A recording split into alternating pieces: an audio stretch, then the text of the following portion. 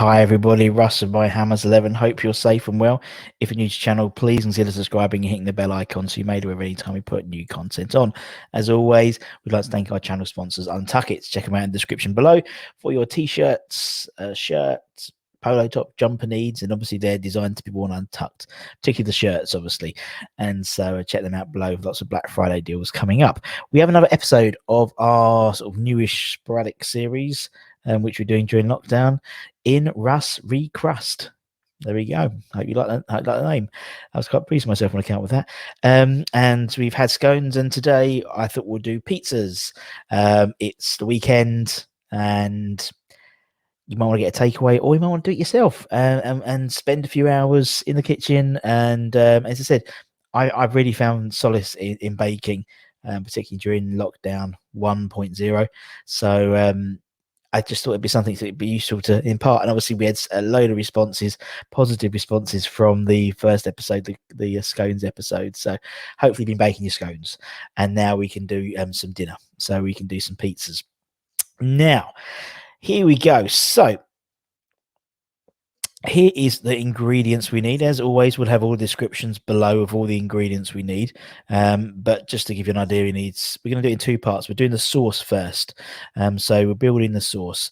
And so what we have is we have our passata, and we put some ketchup in it, and we're going to put all of our, you can put whatever you want in there really in terms of flavorings. I like to put garlic granules, which I'm putting in now, and then I like to put in some onion salt. Just gives it a better flavor, I think, to be honest, than regular salt. And it's really important to also put some sugar in to counterbalance the acidity of the tomatoes. So I put it in, and basically I put it on a low heat and start stirring it around. And you want to sort of make it until it's almost like a thickish paste. So use about 10 minutes, and you'll see here now, this is roughly what we're looking at now. So it's more of a paste now. So as I said, about 10 minutes, and that's what it takes to go through. And then what we do is we put that to the side, and we leave it. We leave it alone and put it to the side. Okay, so that's the sauce done, and we can do this 2 hours before, something like that. Doesn't really matter. Now we've got the actual dough itself. So we've got some ingredients. I am a cheat, and I use a mixer. If you haven't got a mixer, you have to obviously do this by hand, and it will take a little bit longer. But if you do have a mixer, use it, because it is an absolute godsend. So basically, we're putting in our strong bread flour. That's what we ideally need. Not plain flour, but strong bread flour if we can get it. And then we put in our salt. So we put the salt into one side. It's very important we do this. And then we put the yeast on the other side, otherwise it kills the yeast. The salt kills the yeast basically, but the yeast feeds on sugar, so we'll put the sugar over the yeast side, and then we close the lid, and then we start to mix it. And basically we pour in very, very slowly our warm water. I think it's about 175 mils. As I said, all the descriptions are in below. So we pour that in, and then once that's done, we then leave it to do its thing. And we can obviously put more flavorings. You can put oregano in, or you can put some, I like to put gravy granules in. And you see what it's doing now. It's just making its way. And what happens is, once we've stirred it, we then put it into, we let it just knead on the kneading hook for several minutes, basically. Then what we do is we get a greased bowl, as you can see here, and then we tip our kneaded dough into it. And this is obviously which will take time now. So as you can see, it's all sort of very elasticy, which means all the gluten's doing its thing. But we've got to give it some time to sort of rest, and to basically feed off the sugars to make it all puffed up a bit. So we will put it and have some clean film. We'll put some clean film over the top of this to keep it sort of airtight. And then we'll put a sort of towel over top. And then we'll leave this in a warm place for between 45 minutes to an hour, basically until at least it's doubled in size.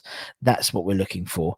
And as you can see here, I'm just going to put the tea towel on the top, and then we're going to put it in a warm place. I just put it basically on my hob.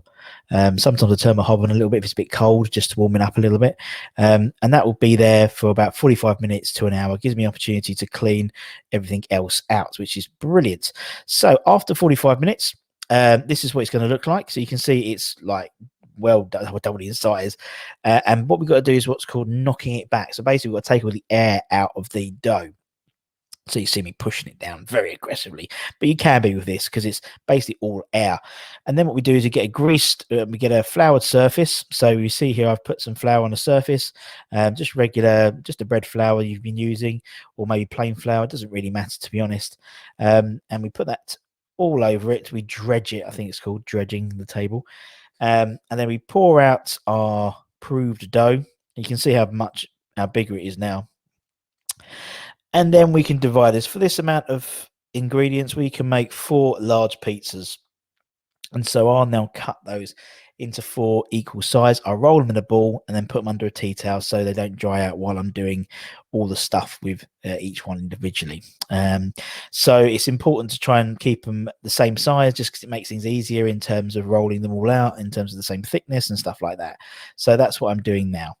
So, and you'll see what we do. So obviously we've got 4 individual bowls here, but I'm just pushing one of them out just to show it rather than doing all 4, because it'd be quite boring. I use a rolling pin to try and get it as thin as possible, and that's what you want here. You want to try and get it as thin as possible, and also keep it in some sort of shape. So I'm trying to keep it in a sort of a square type circle shape if we can. Square type circle. What the hell is one of them? So it's constantly turning it around, just spinning it. And obviously this is really therapeutic. I find this really therapeutic doing this. As I said, 2 or 3 hours, you know, once it's proved for an hour and stuff like that, and doing the sauce in the morning and letting it cool, it's all good. So I have spreaded this out as thin as I want it to initially. And now I'm going to put it on a tray. So a regular baking tray is fine, but I got these from, I think, B&M's. I think it costs like £2 or £3, and absolutely godsend, because it means you get a perfect circle. And all I'm doing is pulling it from the inside, from the middle, and just, as you can see in my other hand, just squeezing it around. Now, obviously, I did work at Pizza Hut for many, many years, so I've done this plenty of times. But you'll see this is what we'll end up with. So a nice sort of circle. I'm now pricking it with a fork. The idea of doing this is so it doesn't rise, because obviously it basically is bread, and by piercing it, obviously the air can escape, and it means it can't necessarily rise. This is obviously for a thin pizza. You can do deep dish and stuff as well, but this is for a thin pizza. So I'm basically just pricking it all around, nothing like a little prick. Now, next job is to actually start putting the sauce on and stuff.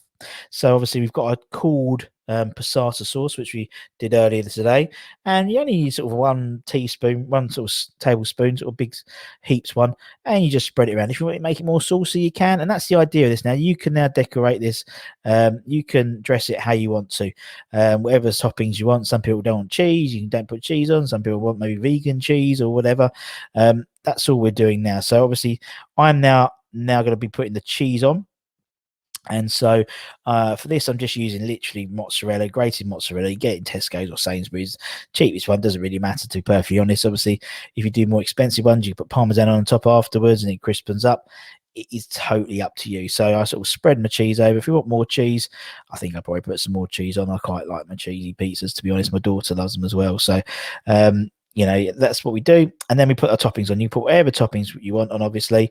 For me, I'm a meat man. So I always put, I love a bit of chorizo. So just some sliced chorizo or pepperoni, or, you know, what we try and do is, if you're having meat on there, try and make sure it's cooked already, just because this is literally going to only go in for like 10 minutes. So if you're using chicken, which I'll be using as well on this, then it's pre-cooked chicken basically. And I'll be just dredging it over, just putting a little bit over, all over the place, dotting it. Obviously you can put some oregano on here, some dried herbs, and then what I tend to do is put after this, before it goes in the oven, is put a lug of olive oil over the top. And if you want to be really, really clever, you can get a bit of flour on your finger and just wipe it around the sort of the rim, so to speak, around the crust. It looks really good professionally in terms of how it looks. I then preheat my oven basically full whack, as high as it will go. Make sure it is smoking hot, because that's what you want. You want this to be smoking hot, otherwise it's not going to work. And then after about 10 minutes, again, you look at it, you can cook it how you want. You can see underneath to see if it's cooked at the bottom for you. I like it a little bit charred on the top on the chorizo, so that's bang on for me, and that took about 12 minutes. So, you know, it does take a couple of hours, agreed, but we haven't got much to do, to be honest, at the moment in lockdown. So it might sort of help while away a few hours, particularly over the weekend. As I said, once you have all the bits and bobs, it's a lot easier. And if you've got a stand mix, if you've got like a K mix, whatever, it's really, really easy. If not, you have to use your old muscles to to get those to get that kneading in, and that's all fine. At least you're doing a workout as well. But anyway, I hope you enjoyed it, guys. It's really, really cool. And as I said, I do them for all my family. Everyone has different toppings, and it's really, really easy. And what we don't eat, then obviously we can munch on later on, or have it for lunch the next day. Bit of cold pizza, never hurt anyone. But all right then, guys. Well, hope you enjoyed it. Take care. Stay safe. Wash those hands. Get baking. Make these pizzas. And until next time, come on, you irons. And in Russ, we crust. See you later. Bye bye.